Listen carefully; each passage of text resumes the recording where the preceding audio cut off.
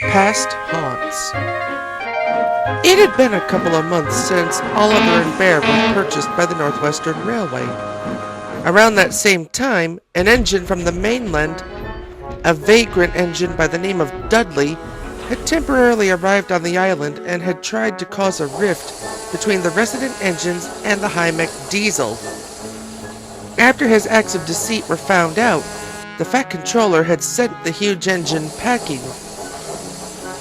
Dudley complied, but not without giving him a cold warning. Well, perhaps this railway isn't any different after all. You call this deceit?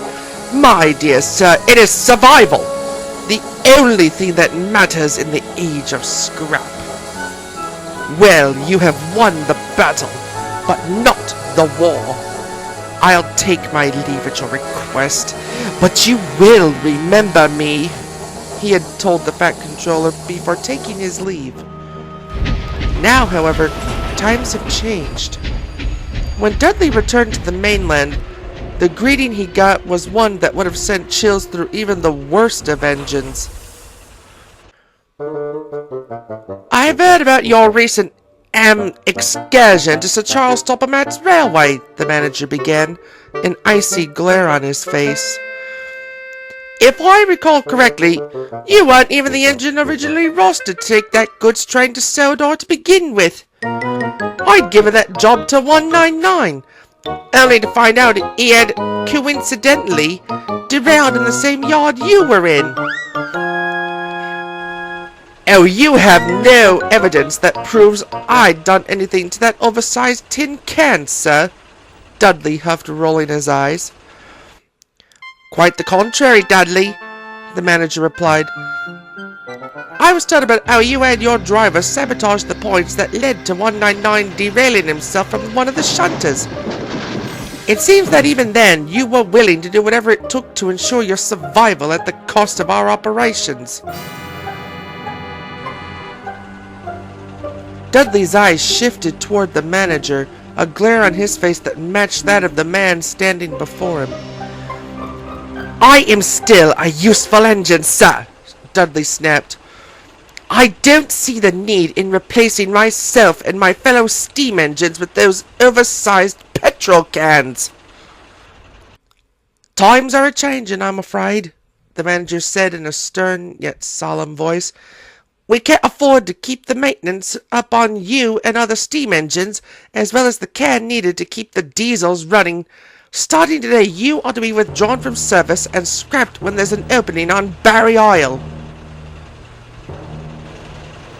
A diesel shunter slowly reversed toward Dudley, a grim look on her face. Sir! No! You can't do this! Give me another chance! I promise to do better! Dudley pleaded, his expression changing into one of genuine fear. I'm sorry, but after your little stunt on Sodor, I ain't taking any more chances on you trying to sabotage British Rail's operations, the manager said, turning his back on Dudley. Take him away and put him in a shed away from the others. We don't want him getting up to his old tricks again. Yes, sir. Right away, sir, replied the diesel, and with a honk of her horn, she hauled Dudley away.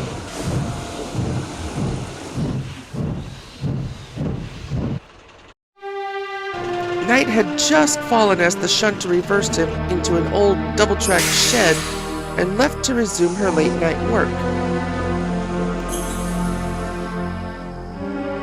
Oh, that foolish man will change his mind when he realizes that most of the railway will go under without me to handle the increased workload, Dudley muttered to himself, gazing up at the starry sky.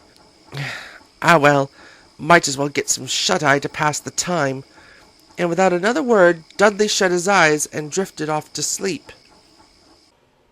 3 years had passed since Dudley had been withdrawn. During that whole time, no one came to see him. His already shabby coat of paint now began to develop severe rust patches. Near the shed, where the sidings had once been filled with trucks and coaches waiting to get to their destinations, dilapidated steam engines stood, waiting for their turn to be sent to Barry Isle to be cut up. Dudley looked around at the morbid sight, his eyes widening in sheer, genuine horror. This is horrible!" he exclaimed to no one in particular. "They cannot do this to me and my brethren." "Oh, quiet, you!" came a voice. "What? Who said that?" Dudley asked, his eyes darting from left to right, seeking out the mysterious voice. A combination of creaking and puffing filled the air as an elderly steam engine appeared before Dudley. Its once pristine green livery was now a shabby, weathered mess. Patches of rust could be seen on its buffers, splashers, and sides of its tender. Who are you?" asked Dudley, trying to take in the sight of the engine before him. "I am, or shall I say I was, known as Great Northern," the engine answered, his gaze unwavering. What are you doing here? Actually, how did you even get here in the first place?" quizzed Dudley. "I was once like you, cousin. I thought I was an indispensable engine that could never be touched. Funny how a big head has a way of clouding one's judgment, wouldn't you say?" "Oh, you wouldn't understand," sneered Dudley. "I was an engine well into my prime, top of the line for freight work, with a slight pinch of passenger work added to the mix. I was the pinnacle of strength and speed for my class. And yet when those tin rats started to creep in, the management decided it was easier to give myself and my fellow brethren the cutter's torch." "Oh, believe me, I do understand," Great Northern replied, his smirk turning into a dark glare. "The difference between you and me, though? When my time came, I didn't resort to dirty, underhanded tricks to try and ensure my survival as you have. You should have considered yourself fortunate to even have lasted this long, you vile excuse of an engine." "Now see here, I'm not finished yet," the Spectre interrupted. "Look around you. Look at these poor, lifeless husks. Many of these poor, unfortunate souls would have given their left bolt to have even half of the fortune you had. You had a chance to find a new home for yourself, but you resorted to your old ways and threw that chance out the window. To be frank, what you're enduring is a fate worse than death itself." "Be gone!" snarled Dudley, glaring daggers at Great Northern. "You claim to know me and my struggles, but you don't. You know nothing. You'll see. One day, I'll get my chance to show what I'm made of once more. And if I have to resort to taking out those rattletrap diesels, I will. You'll see. You'll all see." Great Northern said nothing more as Dudley began to cackle like a madman. With a look of regret on his face, he reversed away and disappeared into the night, leaving behind the crazed engine. Eventually, the time had come for Dudley to be scrapped. When the workers found him, it had looked like he had merely fallen asleep. But after their inspection, he never awoke. Ironically, Barry Isle had become so full of withdrawn engines, there wasn't even room for him to be cut up there.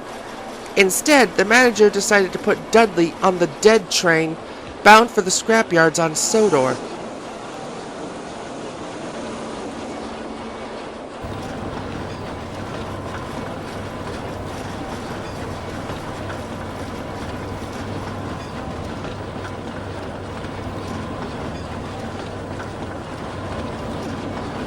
Upon arrival, the twin diesels that resided there, Ari and Bert, were getting help from the island's other Shunter, simply known as Diesel. The 08 had concocted a scheme to get a fright out of the twins, but I mustn't say more, or else I shall spoil the next story.